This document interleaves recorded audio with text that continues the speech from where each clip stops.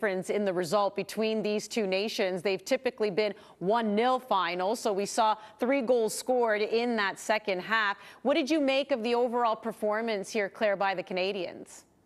Yeah, I don't think that was a bad performance at all from them. Certainly a step up from the She Believes Cup, and certainly a good performance from a team that's really been hollowed out by injuries. I thought several individuals stepped into their role really well today. Jessie Fleming did a great job off the ball defensively. I'm hoping to see more from her offensively, but put in a lot of work defensively for the Canadians to keep the French at bay. The French really weren't allowed to develop too much flow in that second half. Adriana Leon did a good job in the first half in particular, out on the flank. I think there's a lot of positives to take from this match. Several substitutions came in, made an impact. Larissy, Lacasse both had an impact when they came on. Like to see their use, their speed, trying to take players on, just really inserting themselves into the play. Positive performances overall, I think. I think we can leave both catastrophic goalkeeping errors aside and call this a 1-0 loss. But I think there's a lot to take away from this match from the Canadians and a lot to build on. It's really unfortunate they don't have any more big friendlies like this leading up to the World Cup. They just strike me as a team that could do with 1 or 2 more internationals to prepare themselves for the big show. Well, we know oftentimes a decision is made by the manager. Bev Priestman obviously wants to work on things in practice more than anything. Maybe she feels like that's a little bit more beneficial for her team. But if there's one thing, a lot that Claire is saying here, this is a team decimated by injury, in particular that back line. We wondered how they would do defensively. First 45, no goals scored. In the second half, even though France comes all over Canada, they don't give up despite being down 2-0, and they get one back with Jordyn Huitema scoring that one. What did you make of their performance? There's one thing you have to admire about Canada, and it's like you said, they fought to the very last minute of the match. Yeah, they were down 2-0, right? And they're able to come back and really make something of that. They did not give up on each other, and that's what you want to see going into a World Cup. You want to see that unity amongst the team, and that was something that I really admired about them today. Yes, the first half wasn't the cleanest, but it wasn't a bad performance in the first half. The second half, they really picked it up. They brought the energy, and I really enjoyed when the subs came on and really changed that dynamic of the game. Overall, I would say that it was a good performance for them. Bev Priestman taking the moment now on the pitch before even heading into the room to speak to her team. This is very animated. I mean, Claire, if you were to take a guess here, what do you think she's saying? She's probably saying what we just said. Like this is a stepping stone on the way to the World Cup. This doesn't necessarily dictate the kind of results that they're going to get in the big tournament, right? And this was a pretty impressive performance for a team that's missing so many key players. So that's likely what she's highlighting for the team there. This is just a stepping stone. They'll likely have, potentially another closed-door friendly. That's usually what happens leading up to the World Cup, probably a lot closer to the World Cup. And like I said, I really wish they had 1 or 2 more big internationals, like play the Americans, something like that between now and then, but they just won't get that opportunity. And it's too bad because some players, I think, really need it. You see, we saw some good performances from Lacasse and Larissy when they came on today, and they're just not going to get any more minutes before the big show, and I really wish that they would. Canadians, as we know, they had closed-door matches as well heading into the Olympics, something that wasn't available to the general public. And based on that performance, because it was so close to the Olympics, that also forced Bev to make some lineup changes. That's where we also learned that it was Steph Labbe who she ended up trusting between the sticks heading into the Tokyo Olympics, whereas we thought all along it would be Kailen Sheridan at that point. So you're right, anything can happen now when they get called together at the end of June before they end up leaving for Australia. You wonder what games they'll play, how that could influence some decisions here, because you really do get the sense, at least for me, maybe I'm going to speak on my own behalf here, that Bev is still trying to figure out that starting 11. Yeah, I definitely get that sense as well. We've seen new forwards every matchup. Every time they step on the field, they're trying new combinations of players. And, going into a World Cup, it'd be nice to be able to say, these are my starting front 3 or, my starting midfield. So it definitely seems like Bev is still experimenting in certain things. If I had to pick right now, I would be able to pick a front 3 based on these performances. But it's definitely a difficult decision for Bev.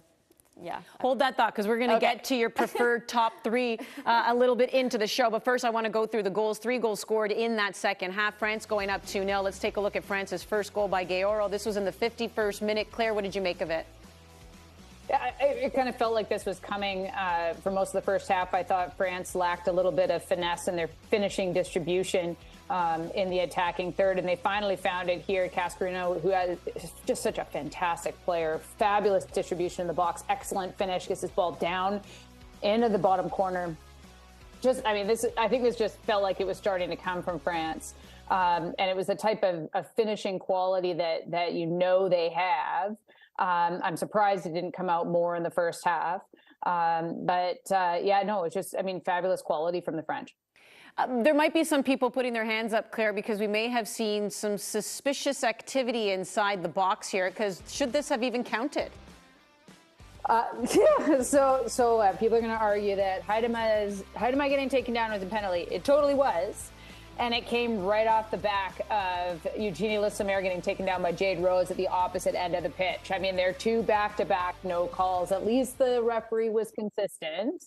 Let's take a look at the other one you're referring to as well, because you also believe the Canadians could have been called here. Yeah, whereas absolutely. The French could have been called on the Huitema one.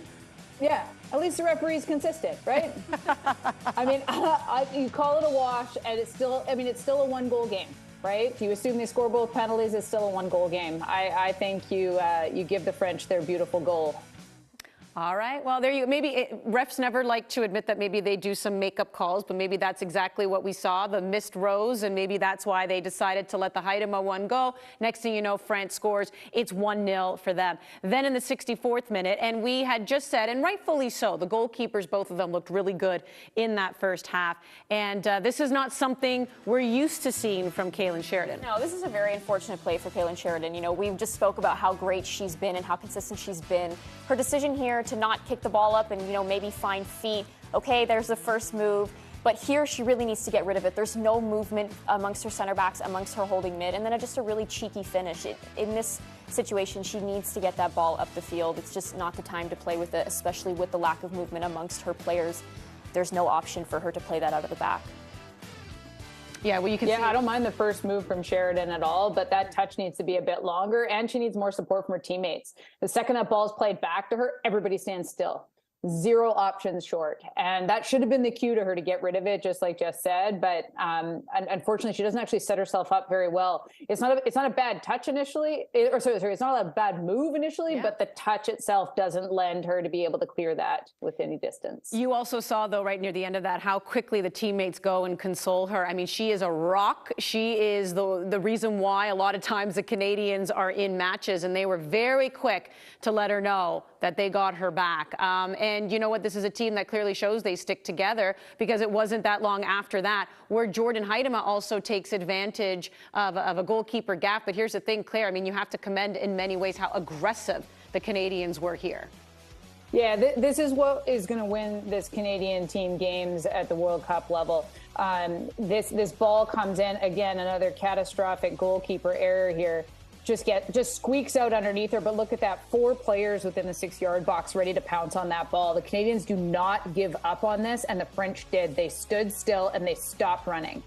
And this is what's going to win the Canadians games: their ability to track rebounds down and their willingness to put that work in.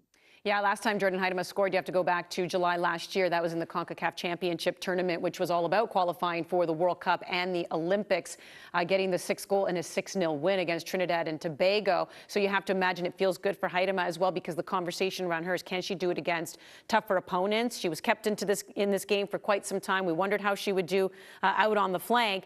And again, it is a loss, but as someone who's expected to score goals and to get a goal like that against a top country like France, you have to still feel good. Yeah, no, I think that's huge for Jordyn. We were talking about her in the first half. She didn't have the best half. She didn't have a bad half, but not the best one. And then she comes out in the second half and does that, right? She gets her team on the board. So that's a really important thing for her, regardless of Canada coming up short in the end. It's huge, not only for the team, but also for herself, for her confidence. Again, we've spoken about her so much, I feel, in the past, just this year, and how we expect more and we want more from her. And she answered, right? She got the goal when it mattered. And I definitely think that's a good moment for Jordyn. This game wasn't short on chances. Both keepers were busy as we take you to the All-State save of the match. Kailen Sheridan here. This is off of a free kick, and Wendy Raynar just getting in there as well. Very quick. does end up stepping on Sheridan's hand. Sheridan does manage to get the hand out there to make the save. At this point, it was still 1-0. This was the 63rd minute. So she was really keeping her team in this one before they did, France, get on the board again to make it 2-0. But you see how she gets the right arm out and then kind of gets stomped on. So it appears everything's okay because she did stay in the match. So Kailen Sheridan getting the All-State save of the match. When we come back, we'll continue to look at the top three for Canada. Bev Priestman does love to go with the top three. We've had this conversation even heading into the CONCACAF Championship tournament, the ideal top three, but with still no Nichelle Prince, Deanne Rose, and we know Janine Becky is out. What does that look like for Priestman?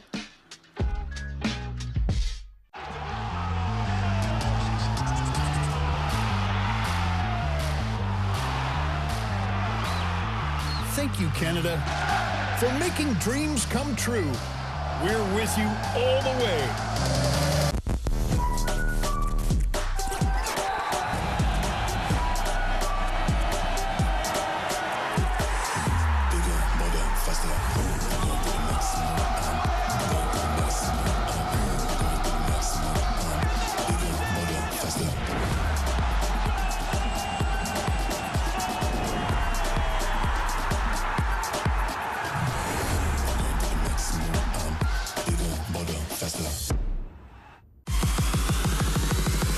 Despite early struggles to begin their 2023 MLS campaign, the Vancouver Whitecaps eased past Honduran side Real España to reach the quarterfinals of the CONCACAF Champions League. Next up, an all-MLS affair with defending MLS Cup champion Los Angeles FC, who are looking to return to the CCL semifinals. Brian White! The CONCACAF Champions League is on one channel, One Soccer. It had to be their captain. At Toyota, our lineup of electrified vehicles is always growing. We're evolving the ways we move so that every Canadian has a choice towards a more sustainable future. One that includes the all-new, all-electric Toyota BZ4X. Because every electrified vehicle we build at Toyota brings us all closer to a better future. Life's better with extra space. Space for family, space for memories, space for you. Try 4 weeks free. Access Storage, proud partner of Canada Soccer and the women's national team. Here's a look at your full-time stats. 2-1 France defeats Canada here in a friendly, both getting ready for the World Cup this summer. The Canadians just with a slight edge there in possession. And they did manage, when they did have their shots on target, they were pretty spectacular highlight reel shots, but France had a little bit more chances. They were buzzing around the Canadian end a little bit more here, but still the Canadians, as we know, hit by the injury bug in a very big way, but still manage to keep it scoreless in the first 45 and then still show fight in the second half despite going down 2-0.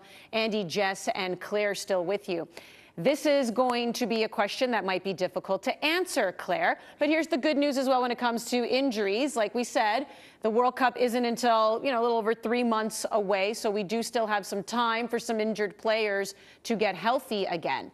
But when we look at the top three for Canada, who is your ideal top three? If everyone's healthy, and then maybe if not. Look, if everybody's healthy, if Deanne Rose and Nichelle Prince are capable of playing even 45 minutes, I think with the top three, you leave Sinclair up top at this stage because I think her leadership is valuable. She maybe doesn't play 90 minutes. Maybe you bring on Vienne in the 60th minute. But I think at this stage, Bev is likely going to fall back on those leadership positions and the players that she knows. And based on today's performance, I think I would likely start Sinclair up top, Leon on one side, and probably Deanne Rose if she's match fit and capable of playing at least 45 minutes. If she's not, I don't know. I really don't know. And I don't think that question is going to be answered until much closer to the tournament. And there's a few more club matches under their belts. And there's even potentially, like we mentioned, potentially another closed door friendly prior to the tournament. But I think if Rose or Prince or both of them are not match fit by the first game of the World Cup, that really will be a tight decision for Bev to have to make. Yeah, Deanne Rose, she's been posting photos of herself running. We all know that that's completely different than playing in a game. I go for a jog every day, too. That does not mean I'm playing 90 minutes in a soccer match. But what about you? Do you have an ideal top three if everyone's healthy, and then if you had to make adjustments? Yeah, so, you know, I do agree with Claire. Claire and I tend to agree on these things, but, you know, I do think Sinclair needs to be out there as that 9, whether she's playing of more of a traditional 9 than what we're typically used to her playing. You know, you're playing to her feet, having her lay off, and really using her in that box to use her body. And, you know, we know she can score. That's what Sinclair is great at, right? So she definitely does need to be in that role for the leadership purposes as well. On the flanks, I think Leon has done great. So I would give her that role. Obviously, she has stepped into the shoes and when Nichelle Prince and Deanne Rose have been out and haven't been able to be playing. So she's done great with the opportunity that she's had. So I would give her that role. In regards to Deanne Rose and Nichelle Prince, depending on who's healthy, it would have to be, yeah, potentially Deanne Rose, but I'm not sure. I might, lean towards Nichelle Prince. So it is really up in the air there. If I had to pick off of today, this is the team that we have going into, the World Cup. As much as she's a new player, I think Lacasse has done well. I think although she doesn't have the experience, I think that she has shown well when she's been on the pitch. She brings a lot of energy. She's really feisty in that final third. So, that's somebody that you want to see get that opportunity. Here's an example. She wins the ball. She's countering right away. She's using her pace. She's creating for her teammates. So, this is a perfect example of her grit. She gets her head right on that. Great header, way to redirect that. That's not as easy as people think. A lot of people would have headed that straight forward. For her to redirect that was great. So, again, I think that she has shown really well. And in an ideal world, yes, you'd have your Deanne Rose and your Nichelle Prince back. But if you had to pick today based on the people that are available, I think that she has made a case for herself, at least, out on that flank. Do you know what you two are not doing? Helping Bev Priestman. But you know what? But here's the thing. So it seems like you're in agreement. Full lineup, injuries aside, you both like Christine Sinclair still in that traditional number 9, where she has always been suited and where she looks good. You have her there. Adriana Leon does seem like this is somebody who has made a case for herself. You do start to get a little bit concerned when it comes to Manchester United. Can she get back to that form that she was in the fall and winter for Canada and scoring those goals? But what say you with Lacasse? I mean, Claire, what do you think she would have to do, again, with this being the only game before the World Cup, to show Bev Priestman that she could be a starter? She would need more games to play, and she's just not going to get it. No. She needs just a little bit more time, and it's the same for a player like Evelyn Fienne. She just needs a little bit more time. And prior to Janine Becky's injury, I didn't think that Sinclair should be in the starting 11. And I thought they needed to try to move beyond that and try to find a different way to attack. But without the leadership from Janine Becky and without her attacking push, they need to rely on Sinclair's leadership. They need to rely on that being her being a calming presence in that central position up front. But Lacasse and Vienne, they just need a little bit more time. And it's really unfortunate they're not going to be afforded that. Yeah, I would have also liked to have seen Simia Rouges when she came in, because that's one credit you have to give to Bev Priestman and the Canadians. Their subs did not bring down their energy. It elevated it. But Simia Rouges at 5'9", that is somebody tucked in behind Christine Sinclair. You wonder what kind of damage they can do if they can work, of course, on that relationship a little bit more. Yes, we know, broken record, that does require games. 2-1 loss here for the Canadians at the hands of the French in Le Mans, France. We have more. Stay with us here on One Soccer.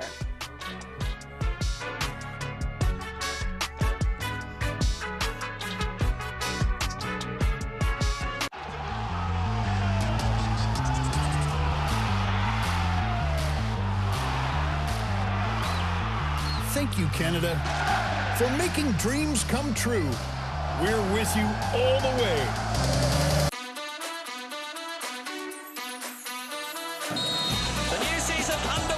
Absolute class. It's the golden boy once again. Very good. What a sweet moment. Super goal.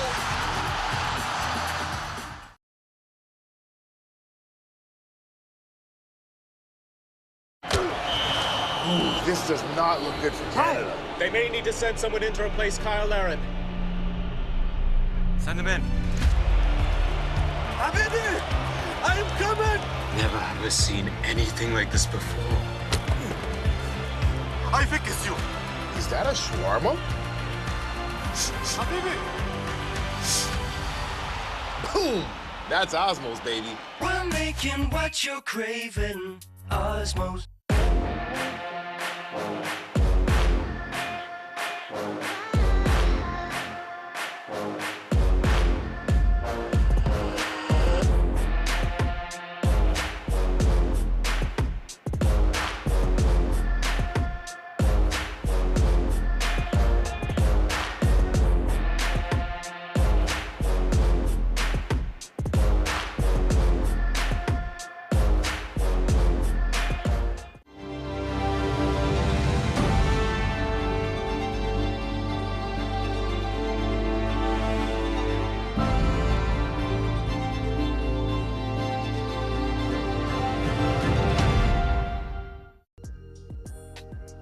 Get ready, CPL fans. Opening weekend is this weekend. Triple header on Saturday. You have Ottawa taking on Halifax. Good old rivalry of Forge and Cavalry. New team, Vancouver takes on Pacific. And then on Sunday, you have York United versus Valor. All of it right here on One Soccer. We just finished watching the Canadian women's national team, a 2-1 loss to France. Andy, Jess, and Claire with you. So this is going to be the last time we see them. If they have any closed-door games, of course, we won't see that. Might get some news from it.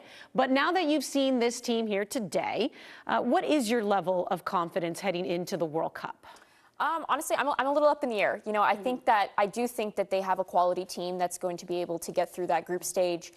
Beyond that, I'm not sure at the moment. I think that there will be players that come back from injury that have, you know, made such a big impact on this team that will help Canada push further in the World Cup. So overall, I would say my confidence level is pretty high. If it was right now, based on the team that we saw, it's up in the air. I do think that they played well today, but it's hard to base that confidence off of one performance if I go back to the She Believes Cup and whatnot. So I do think that they have a great team. They will be able to get through that group stage. I have all the confidence in the world in that.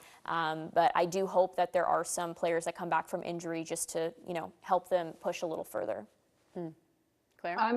I think I'm more cautiously optimistic after this match than I was before it. I'll be honest, I thought France was going to run them over today.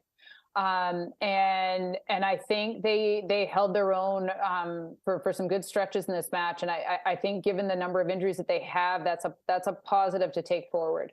The World Cup will be interesting and certainly will not be easy. Their group is, I don't think there's an easy game that's going to come out of their group. So I think I'm a little bit more optimistic at the end of this match than I was at the beginning.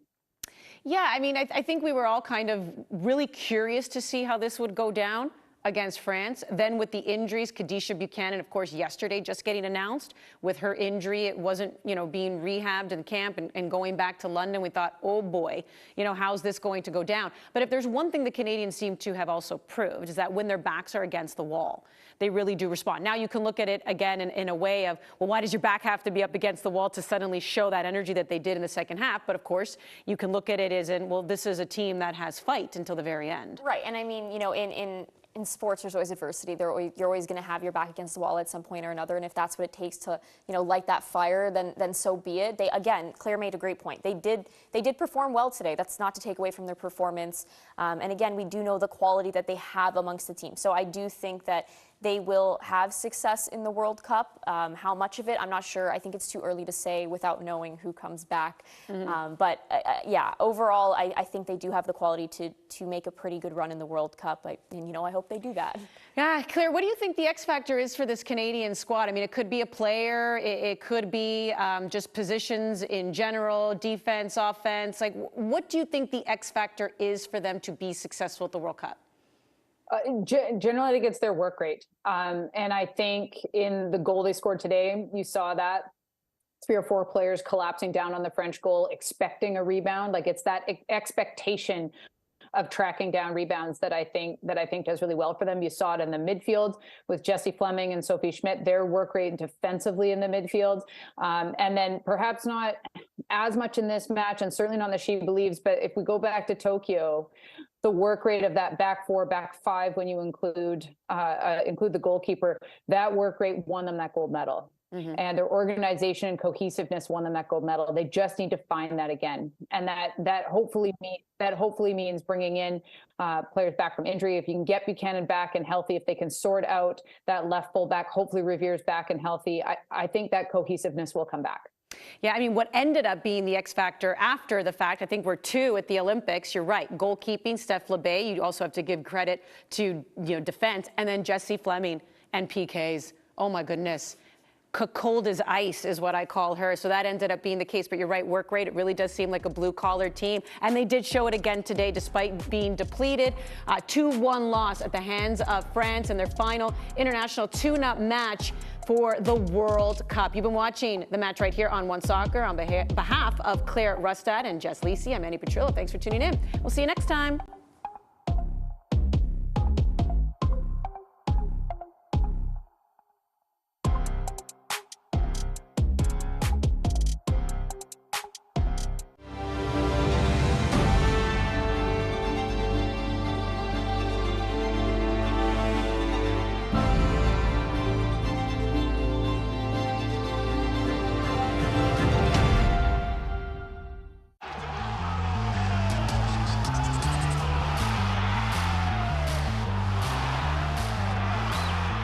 Thank you, Canada, for making dreams come true.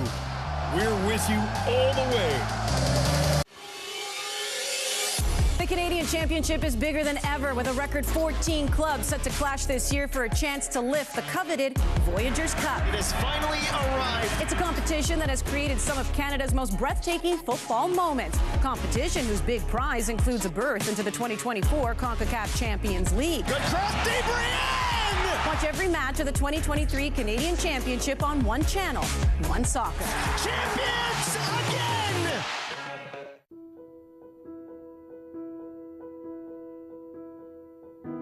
To play. It's something that's in us from the very beginning, and something we take with us on every step of the journey. When we have no words, it gives us a way to speak. When we are still finding our way in the world, it gives us somewhere to belong.